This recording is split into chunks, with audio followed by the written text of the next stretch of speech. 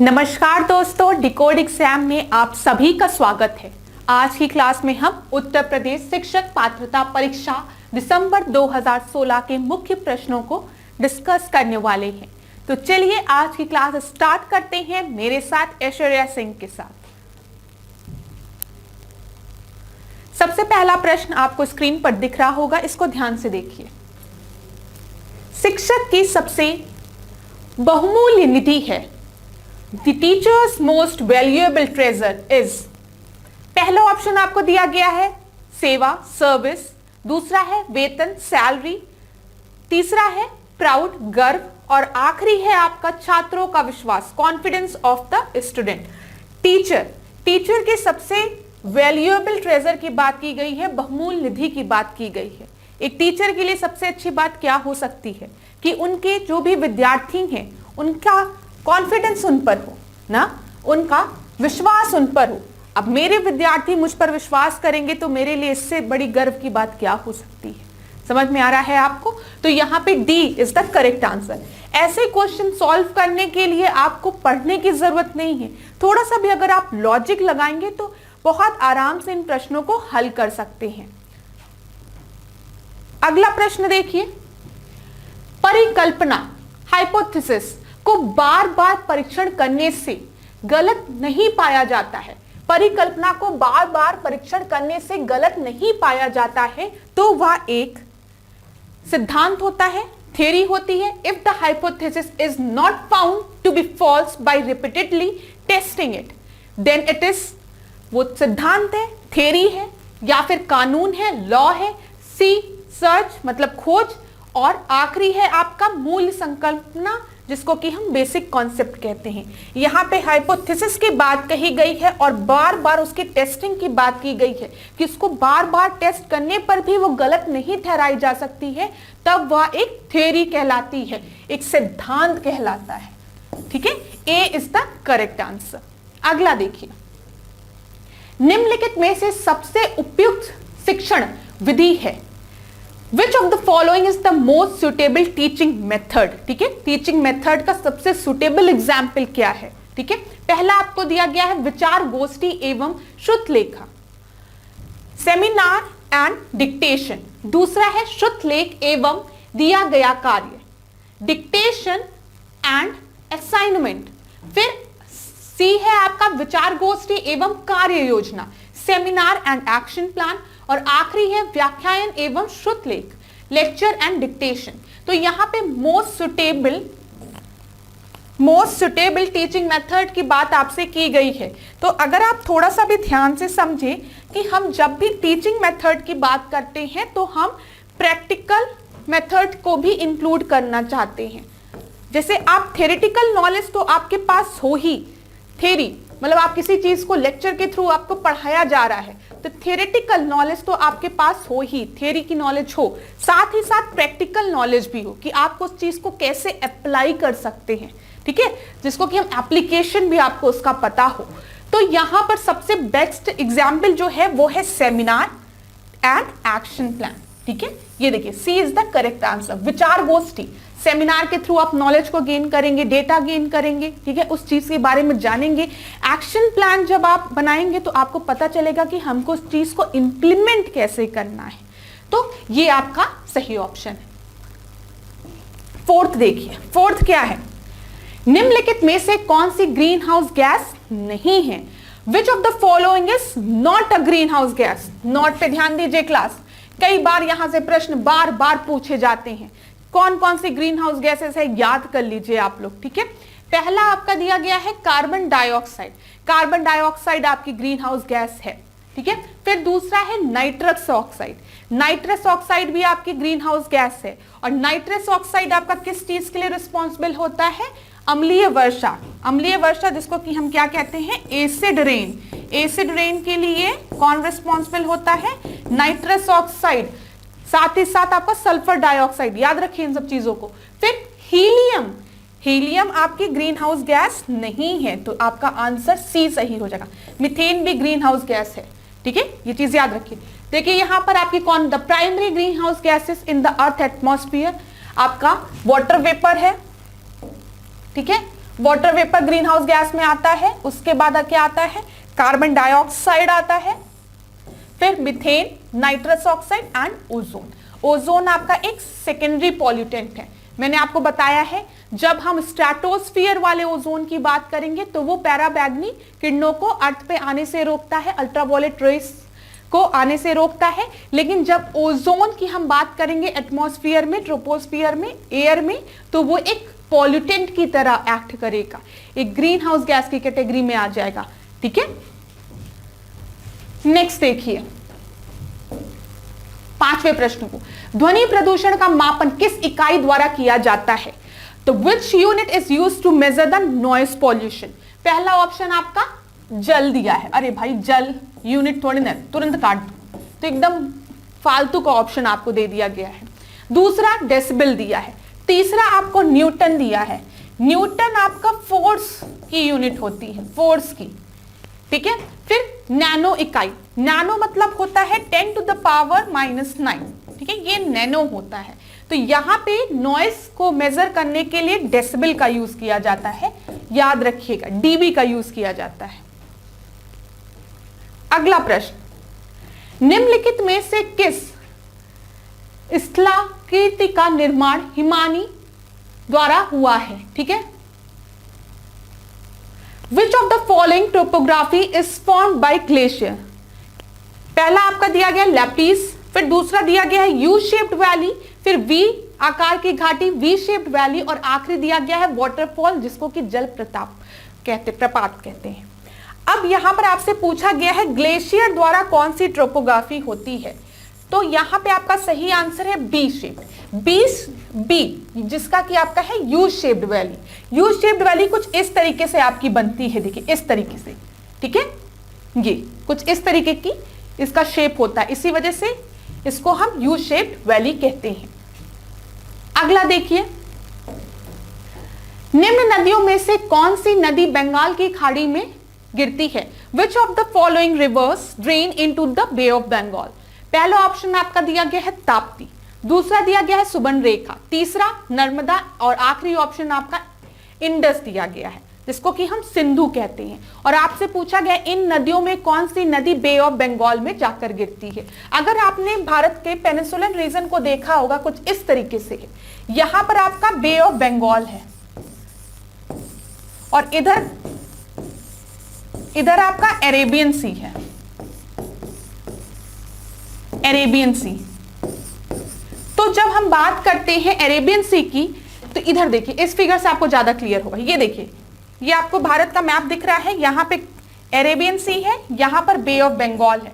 अब देखिए नर्मदा, तापी दिख रहा है आपको, नर्मदा, तापी, इंडस, ये सब कहाँ आके मिल रही हैं? अरेबियन सी में। ठीक है, यहाँ पर महानदी, गोदावरी, कृष्णा, कावेरी, और यहाँ पे आपका सुवर्णरेखा, ये सब किस में जाकर गिर रही है? बे ऑफ बंगाल में। तो आप ये तो याद रखिएगा कि यहां पर आपका करेक्ट ऑप्शन, यहां पर देखिए, यहां पर आपका जो करेक्ट ऑप्शन है वो है बी। जो सुवर्णरेखा है वो आपके बे ऑफ बंगाल में जाके गिर रही है, और ताप्ती, नर्मदा, इंडस, ये सब अरेबियन सी में जाके मिल रही हैं। ये चीज आप यहां से याद रखेंगे। साथ ही साथ आप और नदियों के नाम रखेंगे, जैसे गोदावरी, कृष्णा, कावेरी, महानदी, ये सब भी बे ऑफ बंगाल में जाके गिर रही हैं। इधर आपकी नर्मदा हो गई, ताप्ती हो गई, इंडस आप देखिए। ठीक है, सब चीजों को एक जगह नोट करते हुए चलिए क्लास। अब ये प्रश्न जो है थोड़ा सा बड़ा है, तो मैं जब इस प्रश्न को पढ़ूंगी तो आप भी साथ ही साथ इस प्रश्न को पढ़िएगा। राकेश कक्षा 5 पर्यावरण विज्ञान शिक्षक द्वारा दिए गए कार्य को समय से प्रस्तुत नहीं करता है, अतः सबसे उपयुक्त सुधारात्मक उपाय हो सकता है। बोला गया है राकेश, जो कि 5वीं क्लास में है, विद्यार्थी है, 5वीं क्लास में है। वो समय पर अपना काम work does not submit the work given by the environmental science teacher. ठीक है, समय पे अपना काम वो नहीं सबमिट करता है, तो मोस्ट अप्रोप्रिएट करेक्टिव मेजर क्या होगा? अब कोई बच्चा है, उसने अपना काम समय पे नहीं सबमिट किया, तो टीचर क्या कर सकती है उसको सुधारने के लिए, ये पूछा गया है। अब देखिए, ऐसे प्रश्न में परेशान होने की जरूरत नहीं है। प्रश्न बड़ा है लेकिन उत्तर बहुत ही सिंपल है, अभी आपको खुद मिल जाएगा। हाँ, तो पहला ऑप्शन आपको दिया गया है प्रधान अध्यापक की जानकारी में, ठीक है, to bring to the notice of headmaster. दूसरा आपको दिया गया खेल की कक्षा में जाने पर प्रतिबंध लगाना, ban on going to the sport classes. Third option आपको दिया गया है उसकी अनियमितताओं के कारण को जानकर उसे सही मार्गदर्शन देना, ठीक है, to give proper guidance to him by knowing the reason for his irregularities. और डी, उसकी अनियमितताओं को लिखित जानकारी, उसकी अनियमितताओं की लिखित जानकारी उसके माता पिता को देकर, to give the written information of his irregularities to the parents, ठीक है। अब अगर आप उसके अध्यापक होते तो आप इस कंडीशन में क्या करते, आप बताइए।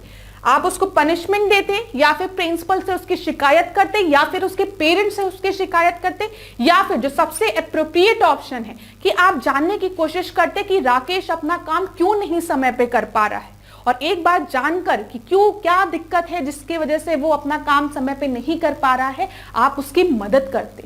तो यहाँ पे जो सी है वो आपका एप्रोप्रिएट आंसर है, to give proper guidance to him by knowing the reason for his irregularity, ठीक है, C is the correct answer. अब हम 9वें प्रश्न को देखते हैं। मध्य प्रदेश में कौन सा शहर झीलों का शहर कहा जाता है? मध्य प्रदेश का ऐसा कौन सा शहर है जिसको कि हम झीलों का शहर कहते हैं? Which city is known as the city of the lakes in Madhya Pradesh? पहला ऑप्शन आपका दिया गया है भोपाल, दूसरा उज्जैन, तीसरा इंदौर और आखिरी ग्वालियर, ठीक है। तो यहां पे सही उत्तर आपका है Bhopal. Bhopal is the correct answer, इसको हम सिटी ऑफ लेक भी कहते हैं। अगले प्रश्न को देखिए, 10वें प्रश्न। निम्न में से कौन सा सागर यूरोप को अफ्रीका से अलग करता है? Which of the following sea separates Europe from Africa? पहला ऑप्शन आपका दिया गया है लाल सागर, जिसको कि रेड सी कहते हैं, दूसरा काला सागर जिसको कि ब्लैक सी कहते हैं, तीसरा अरब सागर जिसको कि अरेबियन सी कहते हैं, और आखिरी भूमध्य सागर जिसको कि मेडिटेरियन सी भी कहते हैं। और यहाँ पे किसको किसको सेपरेट करने की बात कही गई है? यूरोप और अफ्रीका को। यहाँ पे करेक्ट आंसर आपका डी है, भूमध्य सागर जिसको कि मेडिटेरियन सी कहते हैं। अब आप ये देखिए, ये है यूरोप, ये आपको दिख रहा है अफ्रीका, और इधर आपको दिख रहा है एशिया, ठीक है। तो अब मेडिटेरियन सी आपका इस तरीके से है, मैप में जाके देखिएगा, मेडिटेरियन सी क्या कर रहा है? यूरोप को अफ्रीका से अलग कर रहा है, दिख रहा है आपको। और एक प्रश्न यहां से बन सकता है, मेडिटेरियन सी को आपका यूरोप ने भी घेरा है, अफ्रीका से भी घिरा है और एशिया से भी घिरा है, ठीक है, अफ्रीका एशिया। चलिए अगले प्रश्न को देखिए, 11वें प्रश्न को। 11वां प्रश्न आपका क्या है? अंतरराष्ट्रीय ओजोन दिवस कब मनाया जाता है? International ozone day is celebrated on. पहला दिया गया है 16 सितंबर, 16 सितंबर, फिर 7 सितंबर, 30 मार्च या 22 अप्रैल। तो जब भी हम ओजोन डे की बात करते हैं, ओजोन डे आपका 16 सितंबर को सेलिब्रेट होता है, 16 सितंबर। अब यहाँ पे कुछ और इंपॉर्टेंट डेज हम लोग देख लेते हैं, बार बार इन चीजों को रिवाइज करिए, प्रश्न यहाँ से फंसते हैं, इसी वजह से बार बार आपको रिवाइज कराया भी जाता है।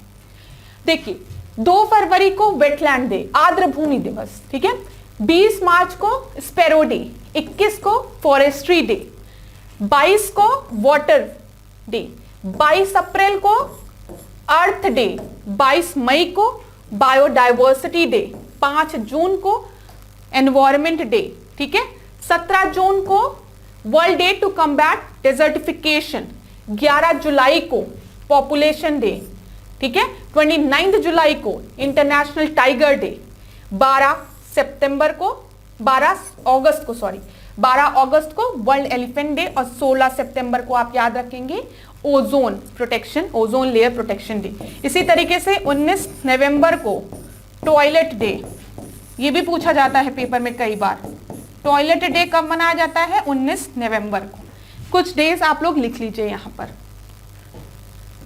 अगला प्रश्न, किसी खास श्रृंखला में शाकाहारी होते हैं, ठीक है, there are vegetarians in the food chain. प्राथमिक उत्पादक, प्राइमरी प्रोड्यूसर, दूसरा है आपका प्राथमिक उपभोक्ता, प्राइमरी कंज्यूमर, फिर तीसरा है आपका द्वितीय उपभोक्ता, सेकेंडरी कंज्यूमर, और आखिरी है आपका डीकंपोजर। अब देखिए क्लास, यहाँ पे वेजिटेरियंस की बात की जा रही है, ठीक है, खाद्य श्रृंखला की बात की जा रही है और शाकाहारी की बात की जा रही है। शाकाहारी किनको कहते हैं? जो अपने भोजन में खाली पेड़ पौधे खाते हैं, मतलब जो शाकाहारी चीजें खाते हैं, मांसाहारी चीजें नहीं खाते, मांस मीट ये सब नहीं खाते, उनके लिए हम टर्म यूज करते हैं वेजिटेरियन। हाँ, तो मतलब हम कंज्यूमर की तो बात कर ही रहे हैं, ठीक है। प्रोड्यूसर कौन होते हैं? जो कि अपना खाना खुद बनाते हैं, अपने खाने का प्रोडक्शन खुद करते हैं, उत्पादन खुद करते हैं। जैसे प्लांट्स, वो फोटोसिंथेसिस के थ्रू अपना खाना खुद बनाते हैं। समझ में आ रहा है? लेकिन हम आप जो हैं कंज्यूमर हैं, हम बना बनाया खाना खाते हैं। ऐसे ही आपके जो प्राइमरी कंज्यूमर्स होते हैं उनको, वो मेनली आपके वेजिटेरियंस होते हैं, शाकाहारी होते हैं। क्यों वेजिटेरियंस होते हैं प्राइमरी कंज्यूमर? क्योंकि ये डायरेक्टली प्लांट्स को कंज्यूम करते हैं। यहाँ पे फिगर देखिए आप, ये जो घास है, पेड़ है, ठीक है, प्लांट्स है, कुछ भी, ये आपके उत्पादक है, प्रोड्यूसर्स हैं, जो कि अपना खाना खुद बना रहे हैं। अब जो उत्पादक को खाता है सबसे पहले, उसको लिए हम टर्म यूज करते हैं प्राइमरी प्रोड्यूसर्स, अरे प्राइमरी कंज्यूमर्स, ठीक है, प्राइमरी कंज्यूमर्स, क्योंकि ये खा रहे हैं किसको? प्रोड्यूसर्स को। ये आपके प्राइमरी कंज्यूमर्स हो गए, पीसी हो गए, और यही आपके वेजिटेरियंस भी होते हैं। क्योंकि अब आप देखिए, जब हम सेकेंडरी कंज्यूमर्स की बात करेंगे तो वो प्राइमरी प्रोड्यूसर्स, प्राइमरी कंज्यूमर्स को खाएंगे, और जब वो प्राइमरी कंज्यूमर्स को खाएंगे तो वो ऑफकोर्स सी बात है, वो नॉन वेजिटेरियंस हो जाएंगे, ठीक है। तो ये याद रखिएगा, जो आपके प्राइमरी कंज्यूमर्स होते हैं वो आपके वेजिटेरियंस होते हैं, शाकाहारी होते हैं, क्योंकि खाली ये पेड़ पौधे खाते हैं, ठीक है। इतनी चीजें क्लियर हो गई। चलिए अगले प्रश्न को देखिए। पारिस्थितिक तंत्र के तत्वों के चक्रण को क्या कहते हैं? What is the cycle of element of an ecosystem is called? ठीक है, इकोसिस्टम में जो साइकिल चलता है उसको हम क्या कहते हैं, ये प्रश्न में पूछा गया है। रासायनिक चक्र, केमिकल साइकिल। क्या इकोसिस्टम में खाली केमिकल साइकिल चलती है आपकी? मुझे तो नहीं लगता, आपको भी नहीं लगता होगा। जैव भू रासायनिक साइकिल, बायो जियो केमिकल साइकिल, ठीक है। सी है भूगर्भीय साइकिल, आपका क्या है? जियोलॉजिकल साइकिल, ठीक है। और आखिरी आपका दिया गया है भू रासायनिक साइकिल, मतलब जियोकेमिकल साइकिल। देखिए, जब भी हम इकोसिस्टम की बात करते हैं तो इकोसिस्टम में आपका बायो जियोकेमिकल साइकिल, जैव भू रासायनिक चक्र चलता है, ठीक है। ये चीज आप याद रखिएगा। अगला देखिए, निम्नलिखित ईंधनों में से कौन सा न्यूनतम पर्यावरणीय प्रदूषण उत्पन्न करता है? Which of the following fuel produces the least environment pollution? पहला ऑप्शन आपको डीजल दिया है। भाई डीजल कार से बहुत पॉल्यूशन क्रिएट होता है, इतना तो पता है आपको। पेट्रोल की गाड़ियों से भी पॉल्यूशन प्रोड्यूस होता है। हाइड्रोजन और फिर कोल दिया गया। कोल, जब कोयला जलाते हैं तब भी आपके carbon dioxide, green house gases emit होती हैं, ठीक है। लेकिन जो आपका हाइड्रोजन है ना, ये हाइड्रोजन, इसको हम एक ग्रीन फ्यूल की तरह देखते हैं, ठीक है। ये आपका लीस्ट पॉल्यूशन क्रिएट करता है। C is the correct answer. इसी वजह से तो लोग अब हाइड्रोजन को अडॉप्ट करने की बात कर रहे हैं एज अ फ्यूल, क्योंकि इससे पॉल्यूशन बहुत ही कम क्रिएट होता है। आखिरी प्रश्न आज की क्लास का, संकटग्रस्त जंतु दैत्याकार पांडा पाया जाता है। Threaten animal giant panda is found, ठीक है। मेनली पांडा के बारे में पूछा गया है कि पांडा आपको कहां मिलते हैं। पहले ऑस्ट्रेलिया में, दूसरा इंडिया, तीसरा चाइना, और डी आपका जो है वो ब्राजील है। तो जो पांडा है वो आपके चाइना में पाए जाते हैं। मेनली ये सब बैम्बू खाते हैं, ठीक है। इस तरीके के दिखते हैं पांडा। देखिए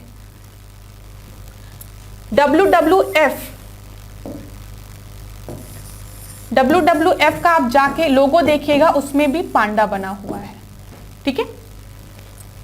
प्रश्न है, निम्नलिखित में से किस गैस के कारण भोपाल गैस ट्रेजेडी हुई? Which of the following gas caused the Bhopal gas tragedy? कौन सी गैस रिस्पॉन्सिबल थी भोपाल गैस ट्रेजेडी के लिए? क्लोरोफ्लोरोकार्बन, ठीक है। दूसरा दिया गया है बी ऑप्शन आपको कार्बन डाइऑक्साइड, थर्ड दिया गया है नाइट्रस ऑक्साइड, और आखिरी ऑप्शन आपको दिया गया है मिथाइल आइसोसाइनाइड। तो मिथाइल आइसोसाइनाइड रिस्पॉन्सिबल थी भोपाल गैस ट्रेजेडी के लिए। D is the correct answer. यहां पे कार्बन डाइऑक्साइड की बात की गई है और नाइट्रस ऑक्साइड की बात की गई है, CFC की बात की गई। अगर आप ध्यान से देखेंगे ये आपके ग्रीन हाउस गैसेस भी हैं, ठीक है। तो इतना ध्यान में रखिएगा आप। चलिए ये देखिए 1984 में भोपाल गैस ट्रेजेडी हुई थी जिसके लिए आपका मिथाइल आइसोसाइनाइड रिस्पॉन्सिबल था। कई लोगों की जान चली गई थी इस गैस के लीक होने के कारण। 17 प्रश्न को देखिए, आज की क्लास का दूसरा प्रश्न है ये, लेकिन इस सीरीज का 17 प्रश्न है 2016 के पेपर का। किस देश में क्रिसमस का त्योहार गर्मियों में मनाया जाता है? In which country is the Christmas festival celebrated in summer? पहला ऑप्शन आपको दिया गया है जापान, दूसरा दिया गया भारत। भारत में तो ठंडी पड़ती है 25 दिसंबर को, 25 दिसंबर को क्रिसमस मनाया जाता है। फिर सी है ऑस्ट्रेलिया और डी है अमेरिका। अगर आप ध्यान से देखेंगे यहां पर तो इसका सही आंसर आपका सी है। इसका रीजन क्या है? 25 दिसंबर को ऑस्ट्रेलिया में आपके गर्मी पड़ती है जिस दिन क्रिसमस होता है 25 दिसंबर को। ऑस्ट्रेलिया जो है वो आपके सदर्न हेमिस्फीयर में यहां पे लाई करती है, अगर आप इसकी लोकेशन देखेंगे तो। और सदर्न हेमिस्फीयर में दिसंबर के समय गर्मी पड़ रही होती है। एक बार आप ही के पेपर में प्रश्न पूछा गया था कि सदर्न हेमिस्फीयर में सबसे बड़ा दिन कौन सा होता है, तो वो होता है 22 दिसंबर। याद रखिएगा ये चीज भी कि सदर्न हेमिस्फीयर में सबसे बड़ा दिन 22 दिसंबर होता है और 25 दिसंबर क्रिसमस के दिन सदर्न हेमिस्फीयर में जो कंट्रीज हैं वहां पर गर्मियों में क्रिसमस मनाया जाता है, जिसमें कि आपका ऑस्ट्रेलिया हो गया, न्यूजीलैंड हो गया। ठीक है, अगले प्रश्न को देखिए, 18वें प्रश्न को। गिर वन जीव अभ्यारण्य निम्न में से किस वन जीव का संरक्षण करता है? गिर नेशनल पार्क, गिर वाइल्ड लाइफ सेंचुरी की यहां बात की गई है। Protect which of the animal, ये क्वेश्चन है। Which of the following wild life is protected by गिर वाइल्ड लाइफ सेंचुरी? पहला आपको दिया गया हाथी, एलिफेंट, दूसरा दिया गया सांप, स्नेक, तीसरा गैंडा, राइनासोरस, फिर डी आपका जो दिया गया है वो है शेर। तो मैंने आपको बताया था गिर नेशनल पार्क जो कि गुजरात में है, वहां पे एशियाटिक लॉयन की प्रोटेक्शन की बात की जाती है। ठीक है, तो पहली चीज आप यहां से याद रखेंगे कि गिर वाइल्ड लाइफ सेंचुरी आपकी कहां पर है? ये आपकी गुजरात में है। ठीक है, और दूसरी चीज आप क्या याद रखेंगे? यहां पर एशियाटिक लॉयंस के प्रोटेक्शन की बात की जाती है। जब एक सींग वाले गैंडे की बात की जाती है तो असम के काजीरंगा नेशनल पार्क की बात की जाती है। ये चीज में नोट कर लीजिएगा, जब एक सींग वाले गैंडे की बात की जा रही है, राइनासोरस की बात की जा रही है, तो असम के काजीरंगा नेशनल पार्क की बात की जाती है। ये भी प्रश्न पूछा गया है आपके पेपर में। 19वें प्रश्न को देखिए और आज की क्लास के तीसरे प्रश्न को देखिए। निम्न में से कौन सी प्राकृतिक वनस्पति मरुस्थलीय प्रदेशों में पाई जाती है? Which of the following natural vegetation is found in the desert reason?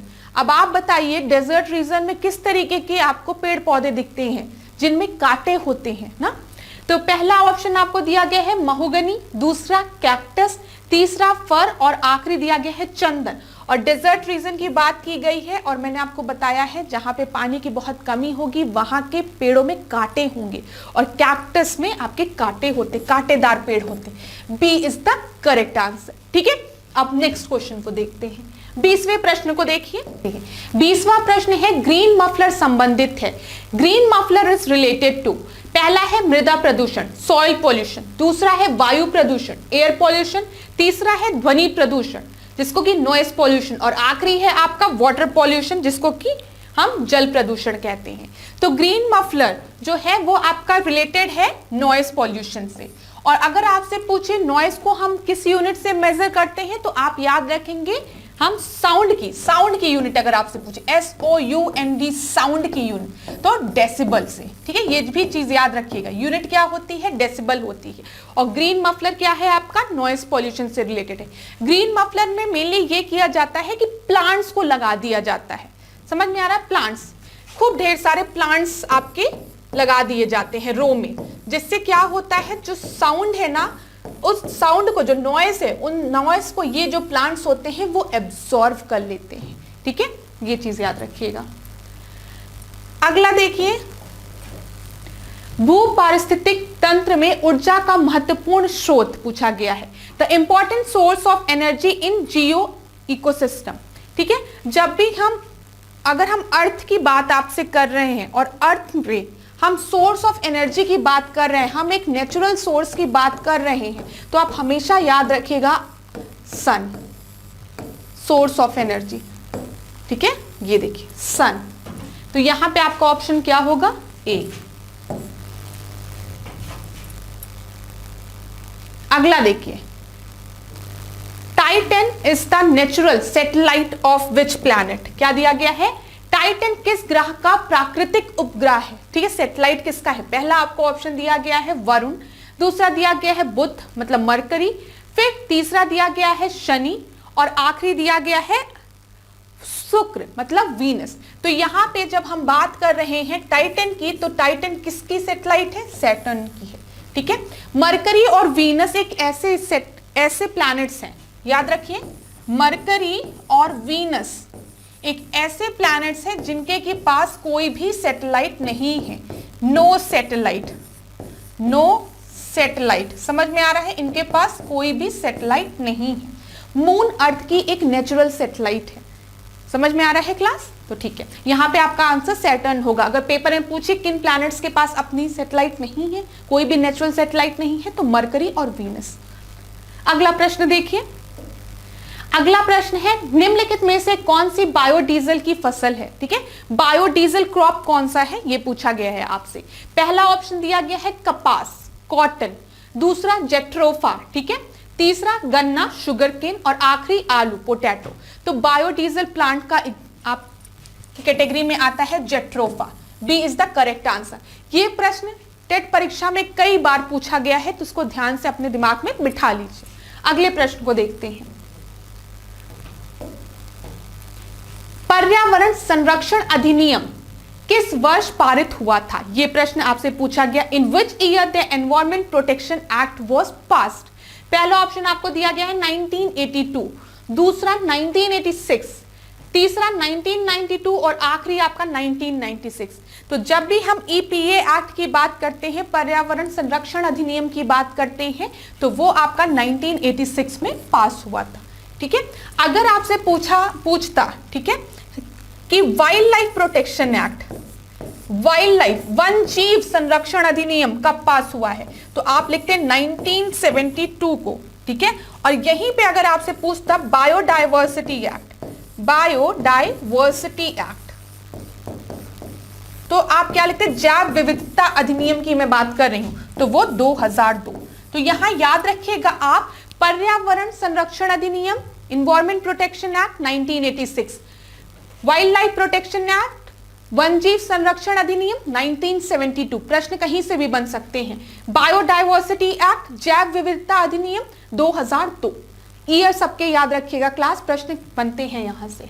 अगला प्रश्न देखिए, 25वां प्रश्न, भूमंडलीय तापन का कारण क्या है, the cause of the global warming. ठीक है, पहला आपका है हिमनदों में वृद्धि, ग्लेशियर राइज, दूसरा है कार्बन डाइऑक्साइड में वृद्धि, increase in the carbon dioxide gas, फिर तीसरा है कार्बन डाइऑक्साइड में कमी, reduce in the carbon dioxide, और आखिरी है आपका वनों में वृद्धि, इंक्रीज इन द फॉरेस्ट।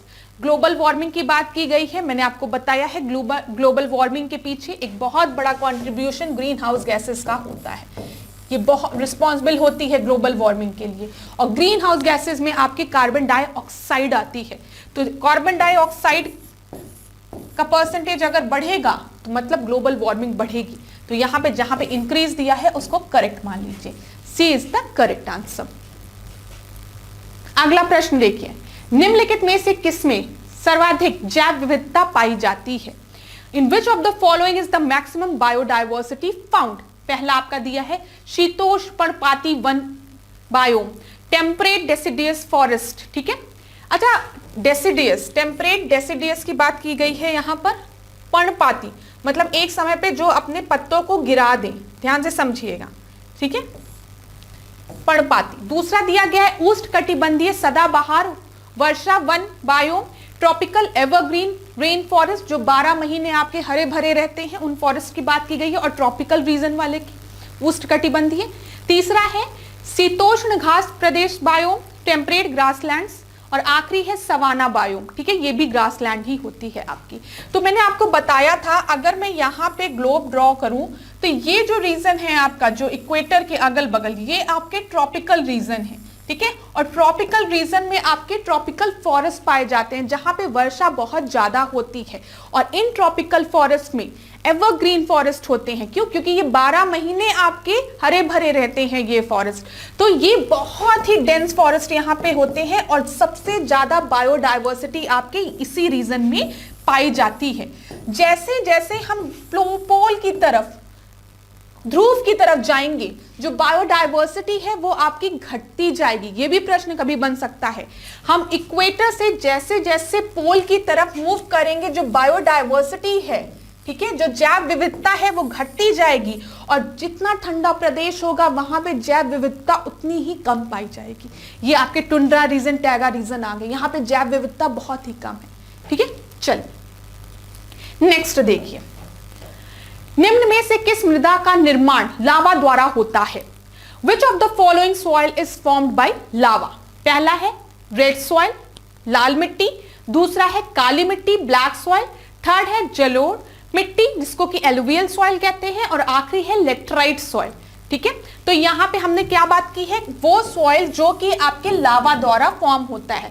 जब आपकी ज्वालामुखी फूटती है और उसमें से लावा निकलता है, और जब वो लावा ठंडा होता है तो वहां पे जो सॉइल आपकी फॉर्म होती है उसको हम क्या कहते हैं? उन लावा से जो सॉइल फॉर्म होती है उसको हम ब्लैक सॉइल कहते हैं। याद रखिएगा, B is the correct answer.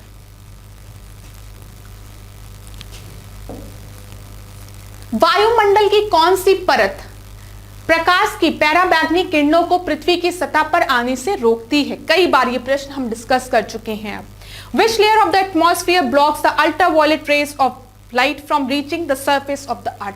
पहला आपका है समताप मंडल जिसको कि हम स्ट्रेटोस्फीयर कहते हैं, क्षोभ मंडल ट्रोपोस्फियर, आयन मंडल आयोनोस्फीयर, और मध्य मंडल मेसोस्फीयर।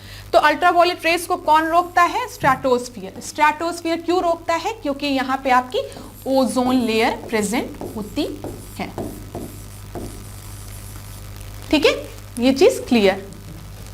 और ट्रोपोस्फियर जो आपकी है क्षोभ मंडल है, ये आपकी सबसे निचली परत है। ठीक है, सबसे निचली परत। और मेसोस्फीयर आपकी सबसे ठंडी परत है। ये भी प्रश्न पूछा है टेट में, तो यहां पे नोट डाउन कर लीजिए।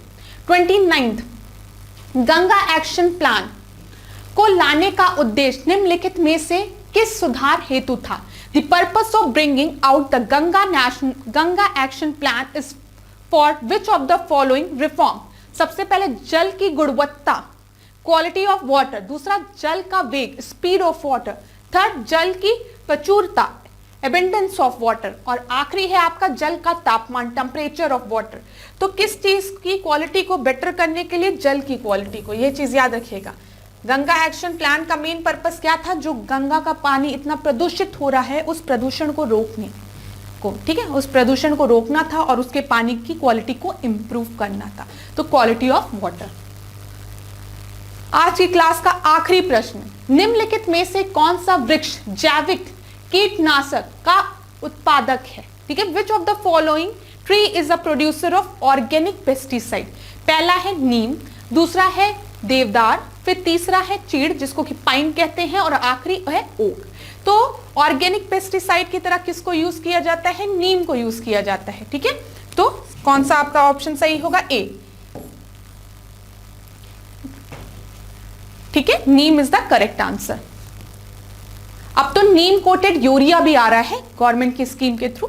तो thank you so much class. आज के सेशन को यहीं पे एंड करते हैं, अगले क्लास में आपसे मिलेंगे। नमस्कार।